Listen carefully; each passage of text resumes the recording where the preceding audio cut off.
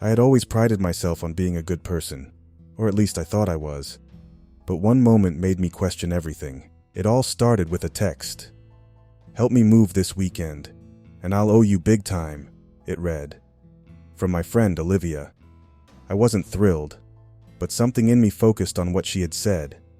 I'll owe you big time. A favor like that could come in handy later, right?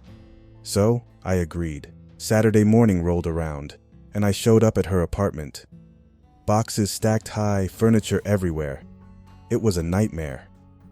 But through the ache in my arms and the sweat on my brow, one thought stayed in my head. This will be worth it later. She'll owe me. By the time we were done, I was sore, tired, and ready to go home. Olivia thanked me profusely and I smiled, but it wasn't her gratitude I was focused on. It was the promise of that future favor. I was counting on it. Weeks passed, and every time Olivia mentioned plans, I found myself expecting something in return. Dinner, help with a project, anything. But it never came. She moved on, forgetting about the favor I thought I had secured. And then, it hit me. Was my good deed even real? Had I helped her out of kindness, or was it selfish all along? Was I doing something good because it was right, or because I was expecting something back? The more I thought about it, the more I realized I had been motivated by the reward, not the act itself. That realization stung. The next time I bumped into Olivia at a cafe, there was a tightness in my chest. The frustration of not being repaid was gnawing at me. Should I mention it? Should I drop a hint about that favor she owes me? But something stopped me. I had this growing sense that I wasn't being the good person I thought I was. The more I reflected on it, the clearer it became. I was never helping for her benefit. It was all for me. But does that mean my actions don't count as good? Or are we all just driven by some form of self-interest?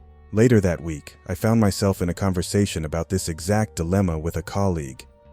We debated whether anyone could ever be truly selfless. Some philosophers, like Immanuel Kant, believe that morality is only valid if it's done from a sense of duty, without expecting anything in return. But is that even possible? Isn't some part of us always hoping for recognition, a thank you, or something more? Does it really count as a good deed if you're expecting a reward? The more I thought about it, the more conflicted I became. In the back of my mind, I knew Olivia didn't owe me anything. I had volunteered, but it didn't stop me from feeling that I deserved something in return. Is that just how we're wired? Here's where the lesson lies. This isn't just about helping a friend move. It's about understanding the deeper motivations behind why we do the things we do. Are our good deeds truly good if we expect something in return? Or is human nature too intertwined with self-interest to ever be purely selfless? Studies in psychology show that most people act with some level of expectation, even if it's just a desire to feel good about themselves. It's called reciprocity, the social norm that says we give and expect something in return, whether it's a favor, a reward, or even just recognition. This isn't necessarily bad, but it does challenge the idea of what it means to be truly altruistic. So here's my dilemma. If you do something good expecting something in return, does it lose its value?